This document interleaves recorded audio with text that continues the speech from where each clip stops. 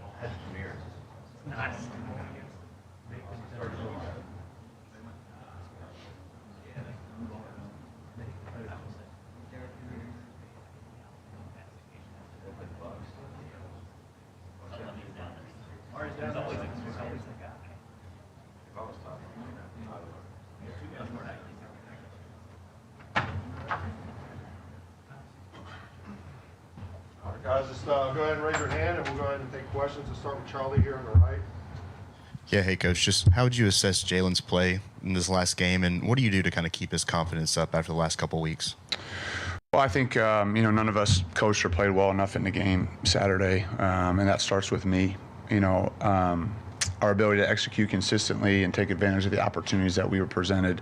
We obviously fell short in that, in those spots, and it's all of us. We're all involved in that. And Jalen's an extremely confident player. I have no concerns about that at all. His preparation creates that confidence for him, and I know he'll get back to work this week, just like the rest of our players will. Go to the far left, Chase. On Saturday when y'all, instead of Jalen just yelling from the shotgun, we saw him walking straight to both tackles and putting the call right in the ear hole. Was that effective? Issues despite that? Well, in those environments, you don't really have a choice on how you have to communicate relative to the proximity to one another. You have to get that close to be able to talk. And I would say that we had some communication issues. There's no doubt about it, particularly early in the game. I thought as the game went on, our guys settled down and adjusted to the crowd. But that's something that, moving forward, we'll have to be cleaner and better when we get back into those environments. Second row in the middle. Let's go to Matt. Coming your way, Matt. How much of the run game struggles on Saturday were like y'all sort of self-inflicted, or was it something Tennessee was doing? Well, I want to give credit to our opponent, on some of the things that they did, but I thought there were some execution issues by all parties, whether it was decision-making in read plays, whether it was simple fundamentals or technique. I thought there were some effective runs in the game where guys did a nice job and we were headed up correctly, and the runners did a nice job of running hard and physical, but it wasn't consistent enough, and certainly that starts with me, and our ability to put them in the best positions to be successful and ask them to do the things that they can do well. And there's lots of those things, and we just got to make sure that we tighten that up and do better, because I do think this is a group that can run the ball effectively. And we got to make sure that we improve in that area and give them enough shots at it to show what they're capable of. And so we're looking at that first as a staff, and then certainly, identifying the things that we need to improve on, because that's an area where I think we can do a lot better than what we've done. And I know we have the players to do it. I know we have the scheme to do it. I know we have the staff to do it. And so that certainly will be a point of emphasis for us this week for sure. Second row on the left, Katie. The defense forced 3 turnovers on Saturday, and then y'all weren't able to score after any of them. Just kind of what was maybe the teaching point of that, of being able to take advantage of those opportunities the defense sets up for you? Just that, that you have to take advantage of those opportunities in those games against the teams that you're playing against, and credit our defense for doing that. And to this point, in the games where we've played the best collectively as a team, we've done that. Our defense has created turnovers, and we've been able to, put points on the board off of those. And unfortunately for us this past week, we didn't do that. And that was disappointing because for us to capitalize on those, and we didn't do it. And so, it goes back to execution, the calls that you make. Obviously, you always reflect on that and what you could have done different. But certainly that was a factor in the game, and that was disappointing. We weren't able to capitalize in those. We talk about the struggles and the inconsistencies in the running game. How much does that influence your play calling when you get in the red zone in the shorter field? I guess you're always trying to make decisions that you feel help your team win, and that's a moving target as the game is progressing. I think some of the things that occurred in the game on Saturday, particularly early in the game, is when we were getting behind the chains in second and long situations or third and long. We were in a lot of those in the game. That makes it harder to, be committed to running the ball when you're at second and long situations. And so, you're just always trying to identify what's going on in the game. How are our players seeing it? What is the opponent trying to do, and how can we best attack them based on what the situation that, occurs. But certainly controlling the line of scrimmage and running the football, particularly when you're on the road, is important. And, like I said, we have the players to do it, and we have the staff to do it, and we have the schemes to do it.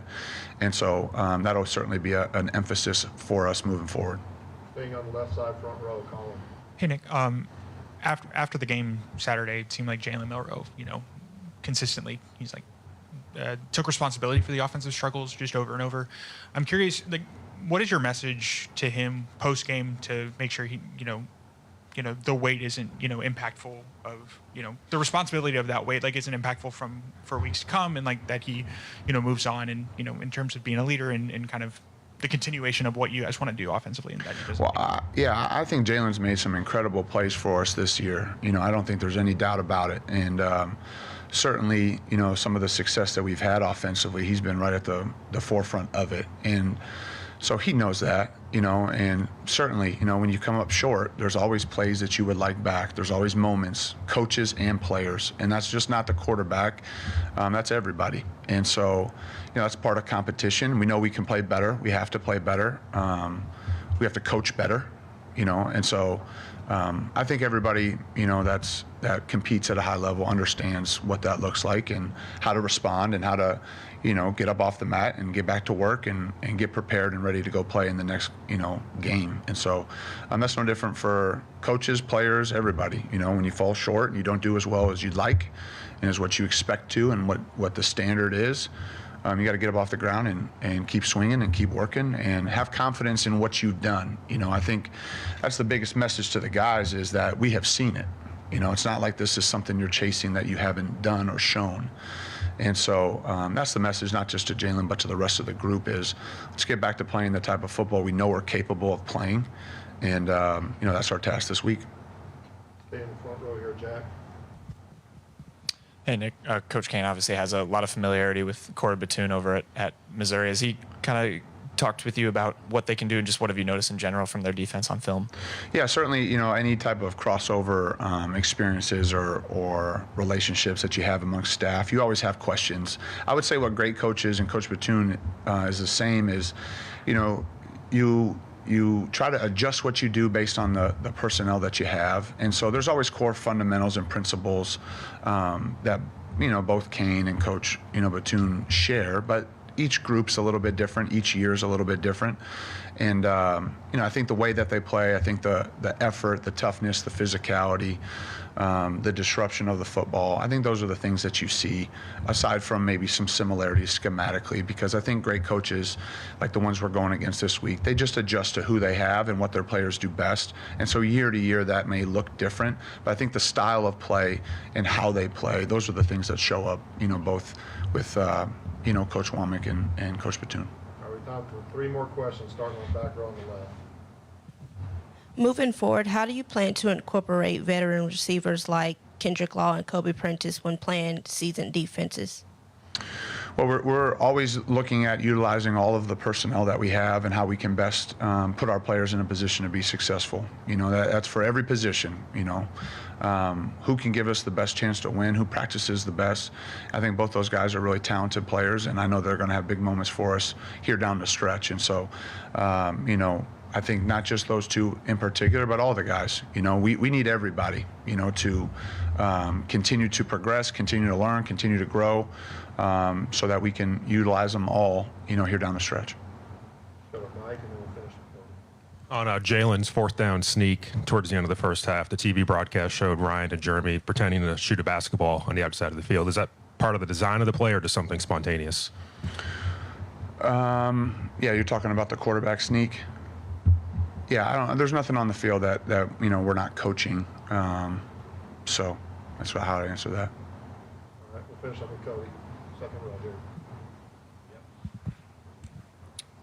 The last few weeks, Milroe's been kind of he hasn't been nearly as effective as a runner. I know you've talked about execution, but what have opposing defenses kind of done to limit his effectiveness in that way? I think that, there were some effective runs. There's obviously some read elements of some of those runs, where we need to make sure we make the right reads all the time. I think the negative yardage plays and going backwards, that's really what's hurt us, as far as the production in that standpoint. And some of that has been in the past game. And so just eliminating those, I think, will help us obviously stay ahead of the change, give more at-bats as far as just opportunities for that. And you're trying to find new ways and creative ways for all your players. Obviously you get this far into the season, there's certain things that you have tendencies on, there's certain schemes or sets that you've run plays at before, and you're trying to counter that with other types of schemes. So, I think we got to eliminate the negative plays. That would be the biggest thing that I would say is, when we have negative yardage plays, it's hard for anybody to overcome that, and so that certainly skews some of the stats that way, and that's what we'll be focusing on. Thank you, Coach. Okay, Appreciate it. thanks.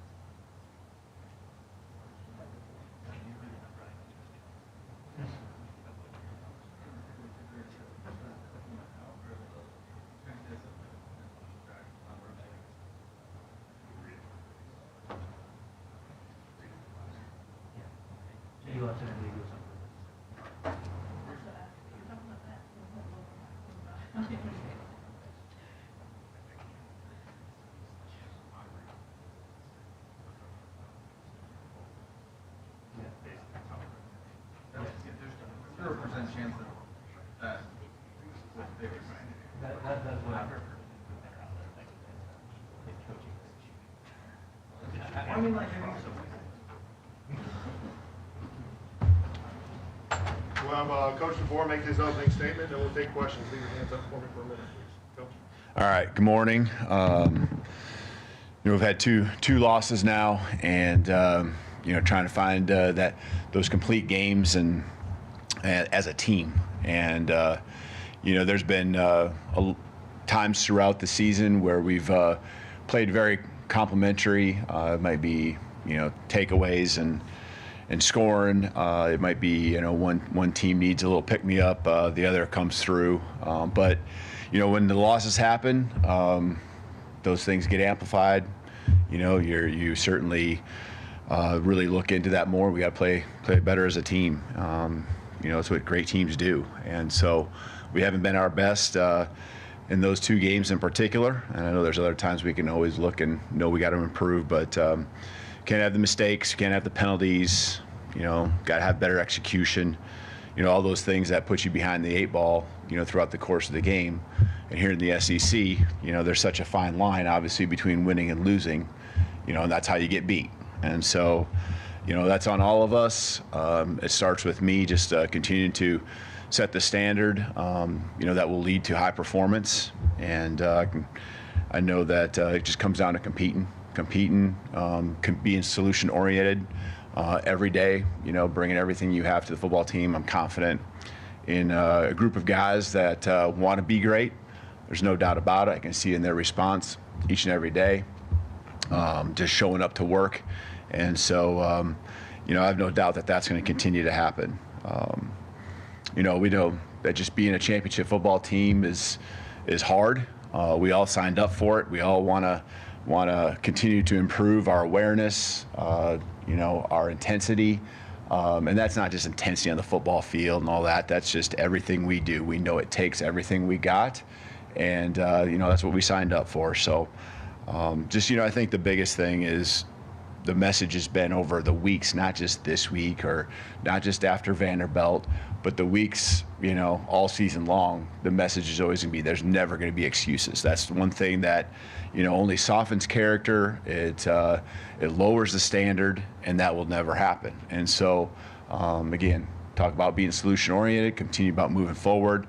making sure you got the right people here. And I firmly believe that we have a lot of great people with a lot of great skill sets, whether it's players, staff, and that they're all working together. And so really, know that that's going to be the case. Kind of moving on to a couple other things, just with injuries, I'll give you an update.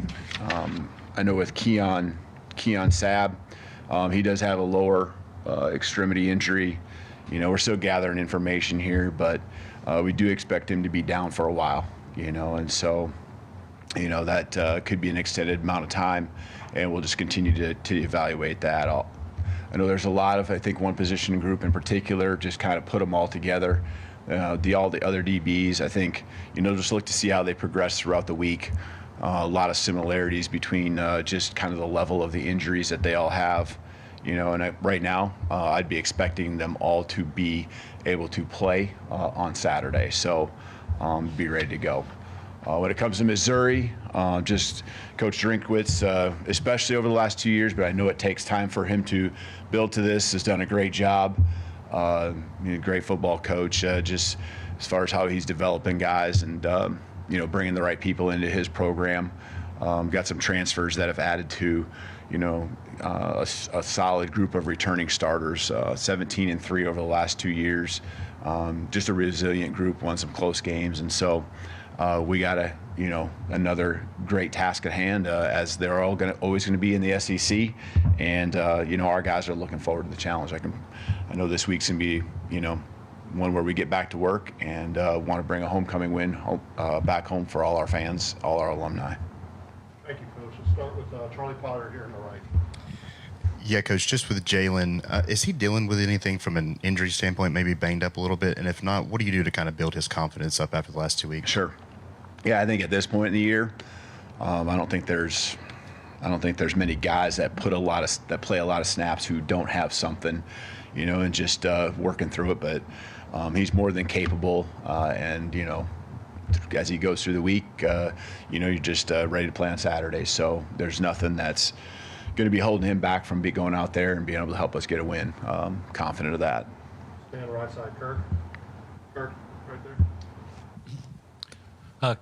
Coach, I know the head coach is responsible for everything, but I wonder if there are some coaches who take exclusive responsibility for things like play calling, for instance, or substitutions or clock management. I wonder what sort of things you are,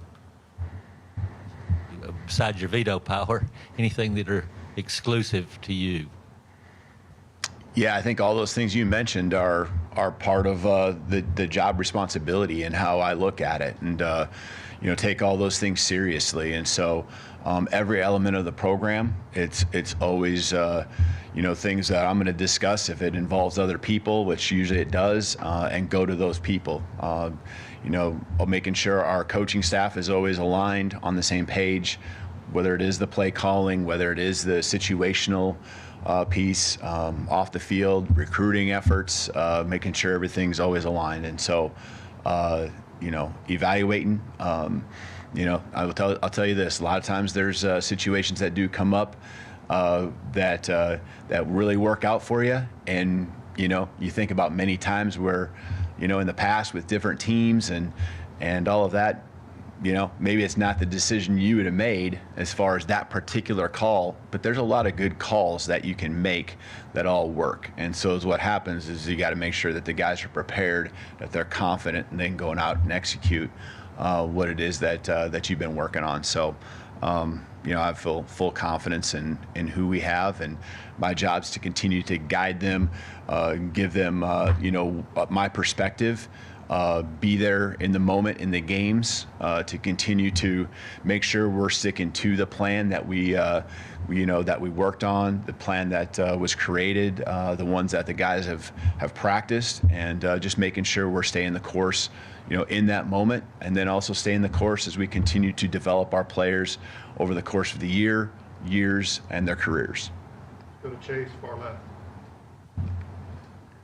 I wanted to ask you about the personal foul against Kendrick Law at the end of the game to set up the 4th and 22. What was I don't think you got asked about that on Saturday. What was your message to him after the game on that? Yeah, I mean, well, the message continues to be right with the team. It's not just one. It's we gotta learn from those moments. Those moments are big, and our choices, our decisions, our words, our actions. I mean, all of those things. They have to be focused on what's best for our team. And obviously, in that moment, we're fighting to try to find a way to win, and it's a big moment. And so, we got to make sure we, of course, address them, but we got to, we can't continue to have the mistakes, and that those are in particular that we can control. Some things you just can't control, the things that happen to you, the way the ball bounces, and all of those things. So, I think just everything in general, it starts with our thoughts. We got to make sure other people's thoughts don't become ours, and we got to make sure that, if someone's talking to us, we gotta learn to walk the other way, and be a more emotionally disciplined in every facet, not just the high aggression type things, but also just when the momentum swings and things like that happen in a game, be able to trust in your preparation, trust in what you're doing. But we got to be better. We got to be better there, and obviously that's an important part of what great teams do, is be great in those times. Second row left, Tony. Obviously, if Keon's going to be out for any time, you're going to need Bray Hubbard to step up. Just what have you seen from him, and how much has he grown in this season? Yeah, Bray's been working hard for this opportunity, and he worked he not just last week, but every week he's worked to be ready, and we had no doubt that he would be come Saturday when he was called upon, and he'll go out there again this week, and our team really believes in him. He does a lot of things on special teams, and you can see it every day in practice. And so he's been around the program, and now this is that time, that next step, next man up mentality. That's what we talk about, and that's what it's got to be. And I know, again, high level of want to that he has, and I'm excited for his opportunity. I love Keon to death, and Keon's he's a warrior, man. I mean, there's more things I want to say about Keon and what he did to go out there and try to help our football team. But there's next man up mentality, and I'm excited for the opportunity that Bray has in front of him. Jump right across the aisle here with Matt. What needs to happen offensively to better capitalize on some of those defensive takeaways? Yeah, it's different, I think, each week, right? We talk about matchups and how they present themselves, but a lot of the things were just, drive stalling because we were I don't want to say it's always shooting yourself in the foot, but we weren't executing, or something would happen, and a lot of times it was, right? False starts or whatever it might be. We just wasted plays and got ourselves behind the chains, weren't able to have our full offense available on every play. And, we were good at that early in the season, and we got to get back to, taking advantage of those opportunities, playing off the defense and those momentum swings, keeping them on our side when those times come. So credit the defense now. A couple weeks in a row, they've got the ball loose, or they've made some interceptions. And again, we got to play team football and make those opportunities really pay off. Mike Rodak, third row there. Just to clarify, knee injuries in the secondary, does that include Zabian? Because I know we didn't see him for most of the game there. Yeah, that'd be Zabian, Devontae. Is there anyone else you're wondering about? Red, yep. Red would be in that group as well. Left side, Colin. Hey, Kalen. I'm curious. Do you feel like there's still a learning curve in terms of Jalen Milroe and the rest of the offense, in terms of learning your offensive scheme, adapting to what you expect out of them? Or is it kind of? Yeah, I'm pleased with a lot of the things that he's done and the way he's really wanted to learn the offense, our system. I think there's always a management of a game that goes between coaching staff and your quarterback, because he's the ultimate guy on the field that runs the show. And I think when you ask, is there a learning curve, or I think there always is, and I think it continues. But obviously, we're halfway through the season, and we got to make sure we continue to do things he's comfortable with, which I think he's comfortable with, everything we ask him, and, there's also then situations you get into that are in front of you. How many times do you like to be in second longs, third and longs? Those are hard on any quarterback, no matter how good you are. And so I know in Jalen's case, I know how he takes it all on himself, but there's other things that we all can do to help support him and keep him from being in those tough spots, especially when you have a loud environment, and it's hard enough just to be able to communicate with your team, make those extra little checks or calls that need to be made. That energy is a lot. We need to come through and help him out a little bit more too. And just like you'd guess, he can continue to improve as well. A couple more questions. Start with Katie, second row there. It's obviously been a small sample size overall with his number of attempts here at Alabama, but in his career, Graham's 1 for 4 on kicks of 50 yards or more. And we've seen Connor handle the kickoffs this year. Has there been any consideration of Connor maybe doing longer kicks, or is Graham kind of the guy y'all are sticking with for all field goals? Yeah, I have a lot of confidence in Connor. I've really seen Connor in practice continue to really be more consistent than I remember in the spring. And I think we were right on the edge of what Graham was capable of. I felt that. Did think about, just with wind, looking for that little bit. I knew it would be close. You go with your gut on those things, and obviously it came up just short. But I felt like he was on point. I felt like he put a good solid swing on it, and we got a lot of confidence in both of those guys, to be honest with you. Finish up, Jonathan, all the way to that. Hey, Coach, Kane was talking about in adverse times like this, he said you got to keep the main thing, focus on this Missouri game. As you get later in the season, things like standings, rankings, that kind of thing creeps in and maybe becomes a conversation. How do you do that, and how do you keep the guys focused on just what's ahead this week? Yeah, I still feel like, really, or my experiences have been you left. And maybe the last week you try to give some perspective because there's so many things that can change between now and then. So that's really, as Kane, I guess, it said, that's really, where our focus is at, is just on this game, 1-0. I already heard in the locker room from our players. They understand the big picture is one thing. In order to make the big picture relevant, we have to take care of what's in front of us. And we got to continue to, do what championship teams do, build on championship caliber teams do, build on your belief, build on your, just intensity in everything that you do, and then just have some grit. I think if you look across the championships that have been won in this program, obviously I wasn't a part of them, but there's probably a lot of common things that I just mentioned that are right there. And I firmly believe that this team is capable of that. We just gotta jump over that line that is a fine line on, the winning and losing and what it takes to be great. And again, we have the people here that are going to work hard to do everything they can within their means to make that happen. So I'm excited to get back to work. We knew this wasn't going to be easy. We knew this was winning a championship each and every year, especially in the SEC, is going to be hard. We knew there were going to be challenges along with transitions, all that. No excuses. We got to continue to move forward. We got to continue to build. And, that's what this week is all about, is taking that next step. Thank you, Coach. You bet. Roll Tide.